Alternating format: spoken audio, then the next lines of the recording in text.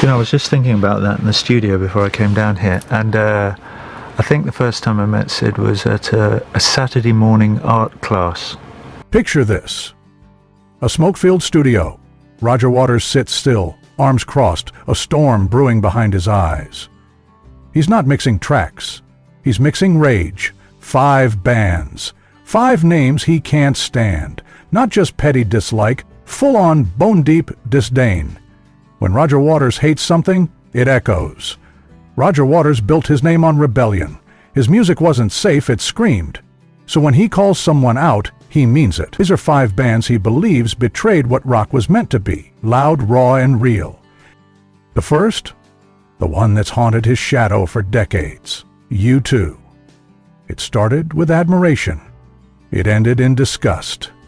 In the early 18s, U2 seemed like the natural successors to Pink Floyd's political thunder. Big themes, bigger stages, stadiums filled with people hungry for meaning. But to Waters, it was all posturing. He saw Bono's speeches as empty theatrics, sermons without sacrifice. The music, he claimed, was overproduced, sanitized, safe. What infuriated him most? The praise. Critics hailing U2 as the conscience of rock, fans comparing the Joshua Tree to The Wall. To Waters, it was blasphemy. He saw The Wall as a guttural scream, a self-dissection, a cry from the void. The Joshua Tree? A commercial anthem parade dressed in sincerity. He didn't see conscience. He saw ego, wrapped in designer sunglasses, riding private jets from one charity gala to the next. The tipping point came during a show in London. Waters attended, out of curiosity. But midway through the set, after yet another grandstand sermon from Bono about saving the world, he stood up, shook his head, and walked out. "It's all smoke and no fire," he muttered on the way out. What started as admiration curdled into contempt. Because for Waters, rock wasn't supposed to make you feel good about doing nothing. It was supposed to make you feel uncomfortable enough to act. The next band, the legends who in his eyes lost their soul to stadiums. The Rolling Stones. They were once rebels, then they became a brand. Waters admired them in the 16s. Who didn't? They had swagger, soul, and danger in their riffs. They made chaos sound cool. But as time marched on, something shifted. The edge dulled. The tours grew massive. The message got lost somewhere between million-dollar lighting rigs and designer merchandise. To Waters, the Stones stopped challenging the world and started cashing in on it. The raw blues that once gave them authenticity turned into a well-rehearsed routine. I don't remember Baby Lemonade. Okay. You know, for me, that period in a way was the kind of, the gem in...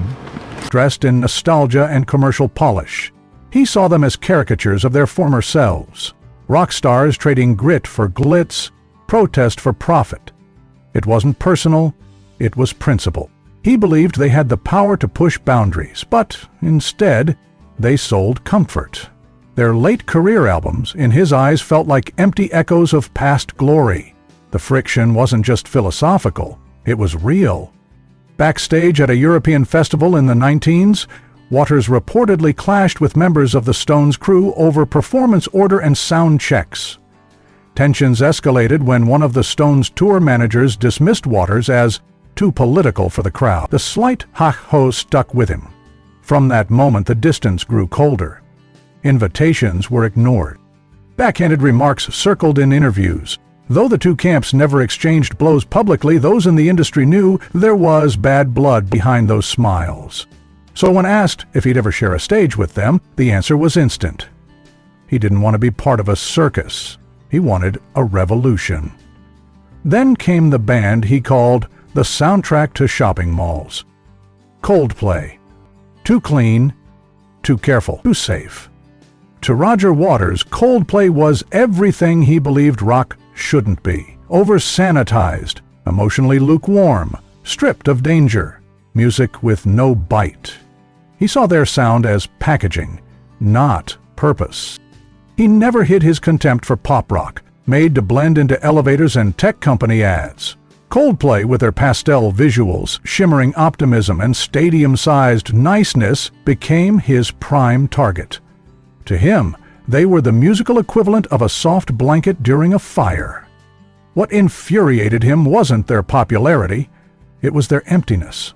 Songs built for mass sing-alongs but hollow at the core. Their choruses aimed for unity, but Waters heard apathy underneath. No edge, no urgency. Just feel-good noise for people too exhausted to care. And while the world burned, conflict, corruption, collapse, Coldplay floated above it all, never naming names, never challenging the chaos. To Waters, that wasn't neutrality, it was escapism, a betrayal of what music was born to do: provoke, disrupt, reflect. In Coldplay, he didn't see soul, he saw strategy. Art scrubbed clean for safe consumption. For him, their songs weren't anthems. They were lullabies for a distracted age. He didn't just reject their music, he rejected the silence it encouraged. The next band, the ones who he claims butchered legacy rock? Muse. To Waters, Muse was a cautionary tale, a band with all the tools, but none of the truth. Their shows dazzled with light and noise, but to him, it was noise without soul. He saw their image-heavy style as a distraction from the fact that their songs lacked real substance. Their lyrics danced around rebellion but never fully committed. It felt safe, calculated. He accused them of mimicking Pink Floyd's grandeur. Big soundscapes, dramatic crescendos, brooding themes, but missing the raw emotion, the anguish, the blood that had always fueled his own work. For Waters, rebellion wasn't a mood, it was a scar. Behind the scenes, there was tension too. During a charity event where both were scheduled to perform, Waters reportedly questioned why Muse had been given the headlining slot. He felt their message was shallow and didn't deserve the spotlight reserved for artists with real things to say.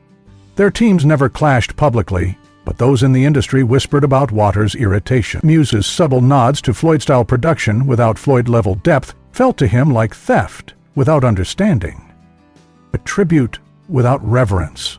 Waters didn't mind being admired, but imitation without insight, that was unforgivable. To him, Muse symbolized a generation more interested in looking like revolutionaries than sounding like them. And the final band, the one that pushed him from indifference to fury, Imagine Dragons. When asked about them in an interview, Waters laughed, not kindly. "Are we really calling this rock?" he said, raising an eyebrow like he'd just been insulted by the question. To him, Imagine Dragons were the musical equivalent of fast food, packaged, predictable, and mass-produced for maximum palatability. They were the embodiment of commercialized rebellion. Anthemic choruses without conflict, loud songs with nothing to say, the kind of music, he argued, that fills arenas but empties meaning.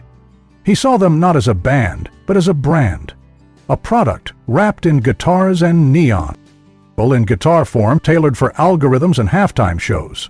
Waters, who had once written music that railed against war, surveillance, and madness, saw in Imagine Dragons a band that stood for nothing and still managed to be everywhere.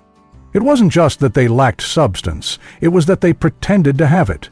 "There's nothing worse," he once said, "than packaging noise as revolution." He didn't just dislike them, he disdained what they represented. The erosion of message in favor of marketability, the triumph of style over soul. In a world on fire, their music to him sounded like denial, with a drum machine. Roger Waters has always demanded more from music. More courage, more truth, more fire. For him, music wasn't background noise, it was a weapon, a cry, a wound set to rhythm. It wasn't about entertainment, it was about confrontation. These 5 bands, to him, they fell short. Not because they weren't talented, but because they didn't dare enough, didn't bleed enough. They polished their sound, softened their edge, and played it safe. To Waters, that was the ultimate betrayal, not of genre, but of purpose. He remembered the days when a lyric could get you banned, when an album sleeve sparked debate in Parliament, when rock music wasn't just art, it was resistance. That's what he gave to the world. That's what he expects in return. Waters didn't hate for headlines. He hated because he cared. Because he believed that music should scream when the world whispered, that art should feel like a punch, not a pat, that it should turn stages into battlegrounds, not billboards. He didn't want popularity. He wanted impact. He didn't want fans. He wanted fighters.